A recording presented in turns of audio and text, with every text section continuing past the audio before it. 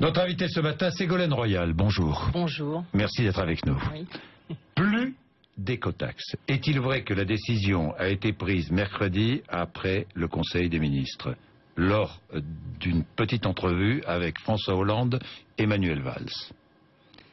Ce qui a été dit à ce moment-là, ce qui m'a été demandé à ce moment-là, c'est de faire preuve de vigilance, voilà, de bon sens et d'apprécier la situation. On vous a donné le mandat pour trouver une solution. Voilà. Le Premier ministre et le Président de la République. Tout à fait, oui. Ce qui est une bonne façon de gouverner. Mercredi. Voilà, jeudi, vous avez pris la décision. Vous savez, oui. Qu'est-ce que c'est que la politique? La politique, c'est rester, de savoir au nom de quel principe on agit. Et ensuite, c'est l'art du possible. Au nom de quel principe on agit? Qu'est-ce qu'il y a derrière l'écotaxe? Il y a le principe pollueur-payeur et il y a le principe usager-payeur. Après, il faut appliquer ce principe. Et moi, je considère, premièrement, que l'écologie ne doit pas être une écologie punitive, c'est-à-dire se traduire systématiquement par des impôts. Et deuxièmement, je considère qu'une fiscalité ne doit pas détruire plus d'emplois qu'elle n'en crée. Aujourd'hui, il y a deux problèmes qui se sont posés.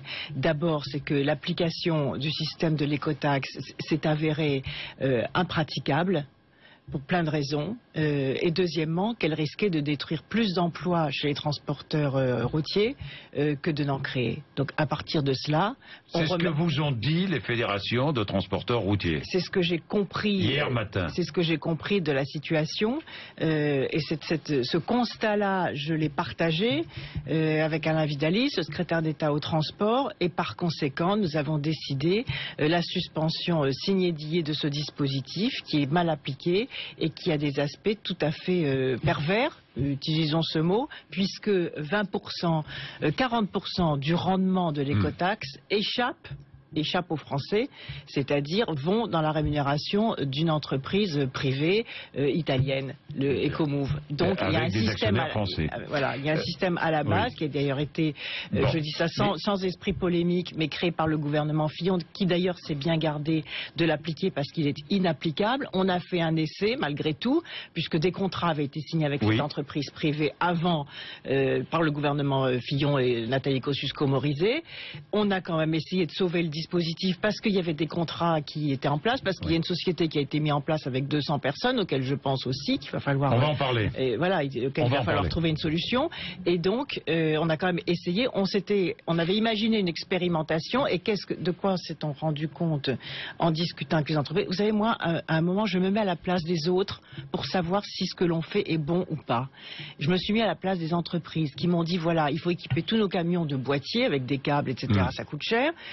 Juste pour un essai, c'est quand même un problème. Et ensuite, il faut changer tous nos systèmes informatiques, puisque avec l'écotaxe, les facturations changent. Ils ont le droit de répercuter sur leurs clients l'écotaxe. Les 10 clients, d'ailleurs, qui sont assez mécontents, puisqu'ils se disent, mais si c'est le principe pollueur-payeur, pourquoi est-ce que c'est le producteur de fruits et légumes qui va payer l'écotaxe? Donc il y avait un système très mal calé, qui aurait entraîné beaucoup plus d'inconvénients en termes de destruction d'emplois.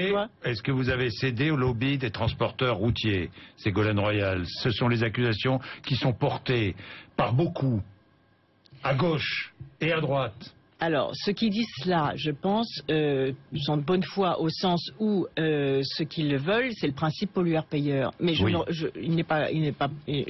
ne renonce pas à ce principe, le principe pollueur-payeur. Ce que j'observe, c'est qu'entre l'affirmation d'un principe et l'art de l'application de ce principe, il faut que le principe soit appliqué avec des mesures simples, claires, justes, réalistes, efficaces. Donc, ce n'était pas possible. Et l'écotaxe n'est ni simple, ni juste, ni réaliste, ni efficace.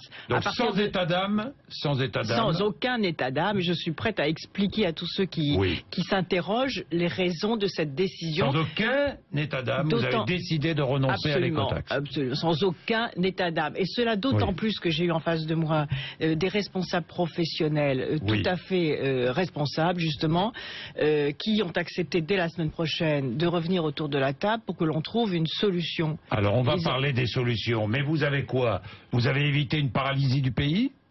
en prenant cette décision? Je peux vous dire en tout cas que l'exaspération était extrêmement forte, et cela d'autant plus forte que la semaine dernière, vous avez vu qu'ont été publiés les profits des compagnies autoroutières, et donc les camions, comme les automobilistes d'ailleurs, ont découvert qu'ils payaient des tarifs d'autoroute 20% trop élevés, puisque sur 100 € payés à une autoroute, il y en a 22% qui va dans un profit net, et le rapport de la concurrence, de l'autorité de la concurrence, a dit que cette situation était tout à fait anormale, dans la mesure où les autoroutes profitaient de leur monopole pour surtaxer les automobilistes et les camions, et donc les camionneurs ont dit mais finalement on paye déjà une partie du principe usagé finalement, donc pourquoi ne pas prélever sans augmenter, je le dis aux auditeurs, sans augmenter, parce que certains m'ont mal compris, sans augmenter le tarif des autoroutes, bien évidemment, parce qu'il est déjà trop élevé par rapport au coût d'usage de l'autoroute.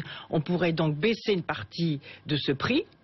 Ça, c'est une des conséquences, une des conclusions du rapport de la concurrence, et donner une partie de ce prix pour financer, pour remplacer l'écotaxe. Donc, il n'y aurait rien à payer en plus, mais une meilleure répartition de ce que les gens payent déjà.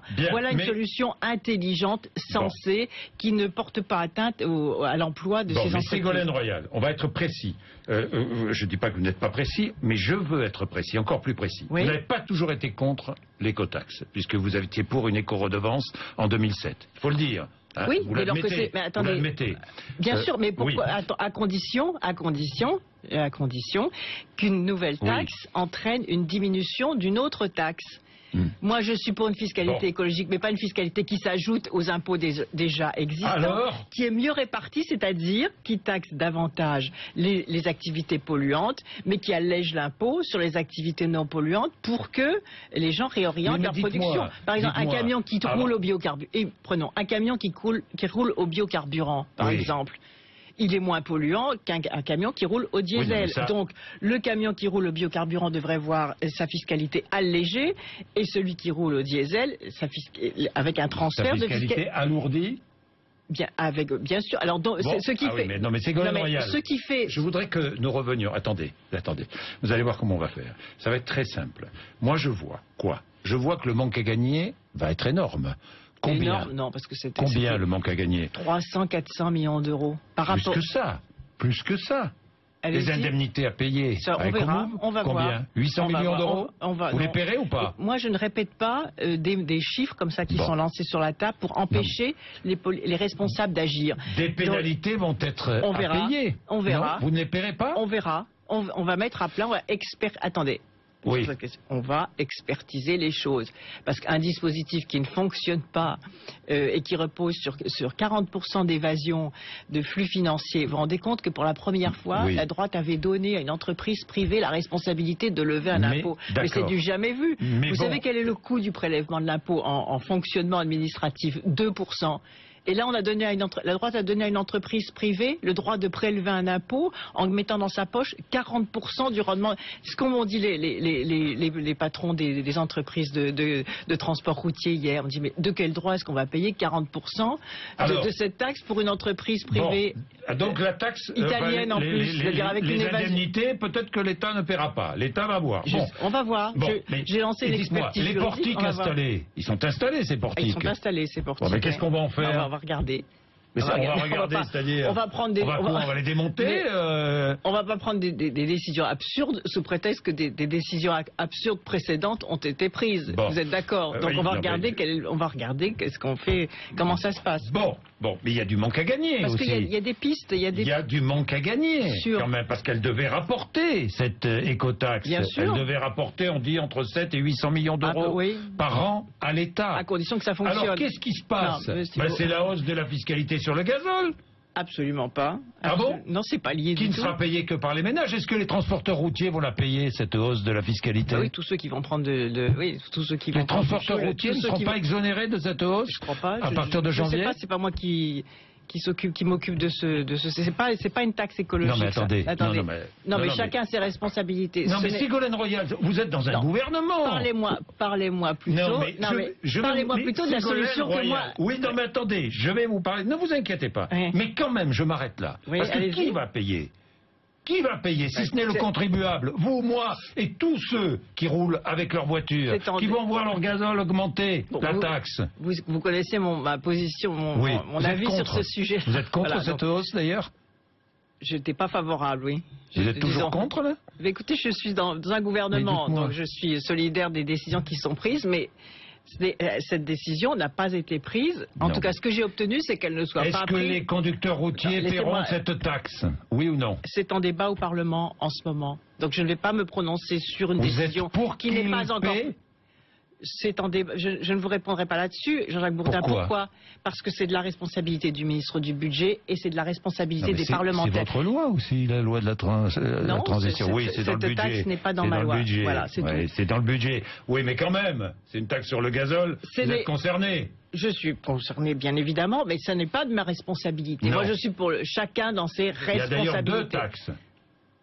2 centimes et 2 centimes. Il y a 2 taxes sur le gazole à partir de janvier prochain. C'est pas de ma responsabilité, ça. Bon, donc, laissez le ministre du Budget expliquer ses décisions. Laissez les parlementaires voter. Ne mélangez pas tout parce que les auditeurs ne comprennent plus rien. Si, ils comprennent. Ils comprennent qu'ils vont payer 4 centimes de plus. Non, ils ne comprennent plus rien parce que là, janvier. Ça, là nous sommes sur un sujet concernant le financement des infrastructures et l'application du principe pollueur-payeur. Alors, j'y reviens. Trouvons plutôt des solutions qui me concernent et celles que j'ai proposées. J'y reviens. Mais je voudrais une réponse, oui ou non. Est-ce que les transporteurs routiers paieront cette double hausse de la fiscalité sur le gazole? Ce débat est actuellement, je vous réponds une dernière fois de la même chose. Vous êtes favorable ou pas? Ce débat est actuellement à l'Assemblée nationale. Il est de la responsabilité du ministre du Budget. Mais vous y êtes favorable ou pas? Ils doivent payer ou pas? Ça n'est pas de ma responsabilité. Vous n'avez pas d'avis? Je ne mets pas de pagaille dans le gouvernement, monsieur Bourdin. Je m'occupe des sujets dont j'ai la responsabilité. Bon, alors... Ça qui change. va payer? Bon, maintenant, tout le monde ne doit pas se mêler de tout. Les sociétés d'autoroutes vont devoir payer, si je comprends bien. Je souhaite que les sociétés d'autoroutes soient mises à contribution. Pourquoi? Parce que depuis la privatisation, elles ont, écoutez-moi bien, distribué 15 milliards de dividendes à leurs actionnaires. Vous m'entendez? 15 milliards de dividendes. Là, on parle d'un prélèvement sur Ecomove que les camions devaient payer de 400-500 millions d'euros. Elles ont distribué 15 milliards de dividendes, notamment à des sociétés de transport, de travaux publics qui sont actionnaires de ces autoroutes. Donc, ce que je dis, c'est que ces sociétés autoroutières qui ont fait trop payer les camions et les automobilistes, 20% de trop par rapport au prix d'usage de l'autoroute, doivent contribuer aux travaux auxquels comment les forcer à contribuer? Eh bien, il faut les mettre autour de la table. C'est ce que vous allez faire? Elles ont demandé, c'est ce que nous allons faire avec le ministre de l'économie. Nous sommes mandatés pour cela. Elles ont demandé une prolongation des concessions autoroutières. Elles ont l'intention d'investir en travaux 3,5 milliards. Donc elles ont cet argent. Je considère que les automobilistes ont déjà payé, ont déjà suffisamment payé et les transporteurs routiers ont déjà aussi payé. Donc il n'y aura pas d'augmentation du prix du péage? Il n'y aura pas d'augmentation du prix. Il doit même y avoir normalement une baisse du prix du péage suite au rapport de l'autorité de la concurrence. Donc on pourrait très bien donner une partie pour baisser les péages qui sont excessifs sur certaines autoroutes et une partie pour... mais comment les obliger? Laissez-moi finir les phrases. Et une partie pour verser au fond de ce qu'ils appellent le fonds Laffitte pour financer les infrastructures. C'est quoi les infrastructures? Les trains, les routes, les autoroutes, les transports urbains, etc., qui devaient être couverts par l'écotaxe. Voilà. Et voilà. Vous ne trouvez pas que le raisonnement est particulièrement... Vous allez les obliger ou pas? Parce que si elles ne veulent pas, elles ont des contrats. Michel Sapin dit les sociétés autoroutières ont bénéficié de contrats extrêmement avantageux, extrêmement bien faits. Il prévoit que s'il y a une augmentation de fiscalité, il doit y avoir une compensation. Eh bien, écoutez, c'est pas raisonnable. Et il y a un contrat. Mais je considère que les sociétés d'autoroutes qui ont gagné beaucoup d'argent doivent avoir maintenant la responsabilité, lorsqu'un pays doit réfléchir aux investissements où l'argent est rare, où les Français payent déjà trop d'impôts. À partir du moment où cet argent appartient aux Français qui ont payé des tarifs autoroutiers trop élevés, il faut les mettre autour de la table et leur montrer que c'est aussi leur intérêt. que c'est aussi leur intérêt. Parce qu'à un moment, on est tous ensemble pour défendre les intérêts d'un pays. Et à un moment, il faut aussi que les grandes entreprises qui ont bénéficié d'un système exorbitant et très privilégié puissent considérer... Mais vous pouvez les obliger. Puissent considérer qu'elles sont... C'est compliqué d'obliger, parce qu'elles ont bénéficié de profits de contrats exorbitants, donc elles ont ces contrats, elles ont ces droits, mais l'État, elles sont en demande aussi d'une prolongation des concessions, et donc nous avons aussi quelque chose à négocier avec elles. Contre la prolongation des concessions, vous demandez... Je ne dis pas que ça se fera comme ça aussi simple, mais il y a des espaces de négociation et il y a aussi des mises en responsabilité de grandes entreprises qui ont bénéficié d'un système et qui doivent maintenant mettre ce système au service de l'avenir du pays. Et moi je pense que l'on peut tenir à leur égard un discours extrêmement ferme et de mise en responsabilité, que les parlementaires aussi peuvent le faire, et que une juste répartition des charges et des coûts dans notre pays, à un moment où les entreprises ont besoin d'oxygène pour redémarrer leur activité, pour créer des emplois, ce serait la moindre des choses. J'ajoute que les grands actionnaires de ces compagnies autoroutières sont des entreprises de travaux publics, et donc l'argent, si l'argent retourne aux travaux publics, cet argent retourne vers les actionnaires des entreprises. Donc elles ne sont pas perdantes dans le dispositif. Ce matin, vous leur demandez de faire un effort national au nom de l'intérêt national et de leur intérêt bien compris. Et de leur intérêt bien compris. Bon, mais Ségolène Royal, il va falloir faire un effort aussi pour les salariés des Comouv qui vont se retrouver sans boulot, pour les douaniers qui devaient travailler sur cette taxe poids lourd et qui se retrouvent sans boulot aussi. Hein, les douaniers, mais non, justement, c'était pas les douaniers, parce que c'était privatisé. Oui, mais il y avait aussi un service des douanes qui était chargé, de récolter bien sûr, il faut 130 personnes. De toute façon, il faut salariés des Comouv, 190 personnes. Bien sûr, mais il faut regarder la façon dont on peut accompagner et trouver des emplois, d'autres emplois. Je dis douaniers parce qu'il y a des transporteurs étrangers qui devaient aussi payer cette taxe, et qui ne la paieront pas. 40%. Oui, 40%. C'est pour ça qu'il faut trouver une solution. Mais il y a d'autres pistes. Vous savez, il y a la piste aussi de laisser, par exemple, à certaines régions la possibilité et la responsabilité de faire payer certains axes. Regardez l'Alsace, par exemple. Il y a un gros problème en Alsace, puisque les camions sont détournés vers l'Alsace pour ne pas payer l'autoroute allemande. Donc ça, c'est un vrai problème. Donc pourquoi ne pas laisser aussi aux régions faire du sur-mesure pour que certaines régions qui, en effet, subissent des détournements de trafic, ou des camions qui prennent des nationales alors qu'il y a des autoroutes en parallèle, et pour éviter de payer l'autoroute prennent la nationale. Donc il faudrait que ces camions-là prennent l'autoroute, et donc laisser une piste qui consiste à laisser la responsabilité, la liberté à certaines régions de taxer certains axes pour éviter des déports de circulation. Bien, je voudrais finir avec ce que... Je ne sais pas si vous avez eu la une, si vous avez vu la une du supplément du Parisien, et Delphine Bateau qui est en une qui dit François Hollande c'est fini. Qu'est-ce que vous pensez? Mais je ne vais pas commenter ça. Ça vous intéresse pas? Elles vont le débat.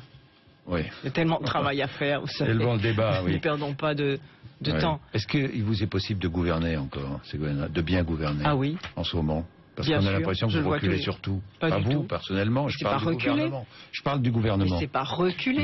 Non, mais c'est pas. J'entends tous les dénigrements. C'est pas reculer. Vous savez, c'est facile.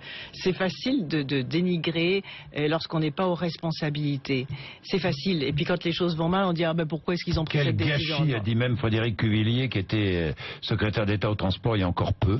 Mais parce que peut-être qu'il n'a pas non plus tous les éléments définitifs concernant ce sujet. Et puis je le répète, il y a eu un élément quand même nouveau la semaine dernière avec la publication des profits des autoroutes. C'est très important. C'est ça qui a fait basculer les choses. Je pense que ça a déclenché l'étincelle. Ah oui, moi j'ai trouvé vraiment les chefs d'entreprise de transport routier exaspérés en disant mais finalement on paye deux fois. Vous nous demandez de payer alors qu'on a déjà trop payé les autoroutes et les automobilistes aussi d'ailleurs au passage. Mais comment mettez d'abord, c'était légitime ce qu'ils demandaient. Moi j'écoute. Mettez d'abord à plat tous les flux financiers de qui paie quoi dans les usages des infrastructures. Vous ne trouvez pas que c'est légitime comme question? Mais dans tous les cas, les transporteurs routiers ont été déjà beaucoup aidés dans le passé. Et ils sont beaucoup aidés.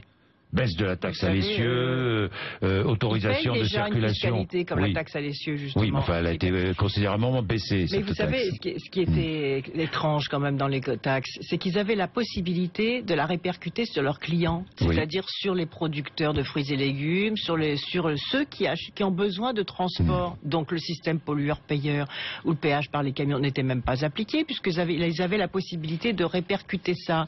Et donc vous aviez en riposte, si vous voulez, des professions qui elles-mêmes s'inquiétaient. Elles ont déjà des marges économiques dans un contexte de crise difficile. Je ne veux pas que la fiscalité détruise des emplois. C'est tout. Donc moi, je décide au vu de l'impact d'une décision sur est-ce que ça crée des emplois ou est-ce que ça en détruit. À partir du moment où ça détruit des emplois, c'est que la décision n'est pas bonne et qu'il faut la revoir. Merci Ségolène Royal, 8h57.